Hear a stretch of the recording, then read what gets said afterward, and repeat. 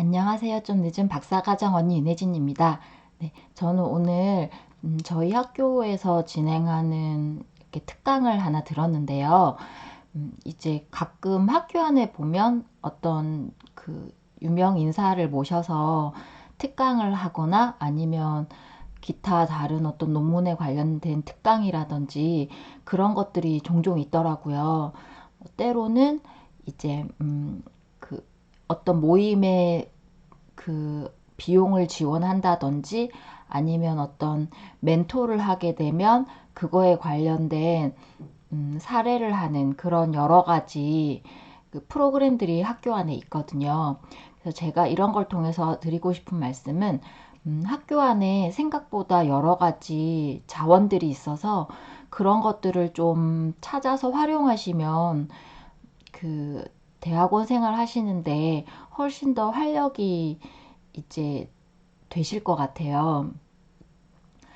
저 같은 경우에는 이제 학교에 어떤 특강이 있거나 아니면 그 논문에 관련된 특강이라도 그런 거 있으면은 좀 챙겨서 가는 편이거든요.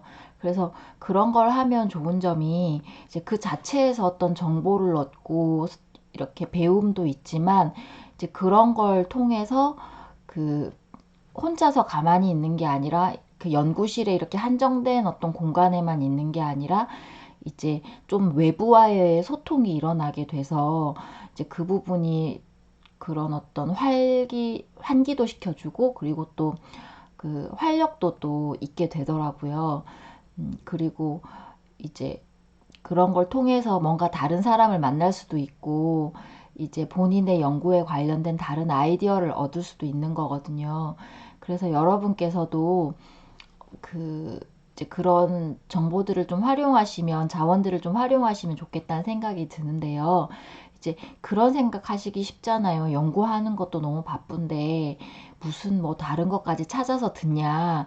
이제 그렇게 생각하실 수도 있지만 근데 사실 이렇게 딱 정확하게 우리가 좀 냉정하게 사실 따지고 보면 그 우리가 그 연구실에 이렇게 있다고 해서 계속 공부만 하는 건 솔직히 아니잖아요. 좀 이렇게 잡념이 들기도 하고, 때로는 피곤해지기도 하고, 때로는 이렇게 좀 마음이 심란하기도 하고, 그런 것들이 있는데, 이제 그럴 때 적절한 어떤 외부와의 소통은 이제 오히려 좀 이렇게 그런 것들을 이렇게 좀 도와주는 것 같고요. 그런 부분에서 빨리 빠져나올 수 있게 도움을 주는 것 같고요. 그리고 그 그런 걸 통해서 어떤 뭐 다른 과 교수님을 알게 된다든지 아니면 다른 대학원 학생들을 알게 된다든지 그런 부분들도 이제 꼭 그 사람을 통해서 어떤 이득을 얻겠다 이런 부분이 아니라 이제 그 그런 부분들을 통해서 이제 간접적인 어떤 정보를 얻는 것도 되게 많이 도움이 되는 것 같아요. 그래서 학교 안에 내가 활용할 수 있는 자원이 어떤 게 있는가 한 번씩 보시면서 좀 잘 체크해 보시면 좋을 것 같아요. 네. 그리고 그런 것들이 사실 우리가 내는 이제 등록금에 다 포함이 되는 거잖아요.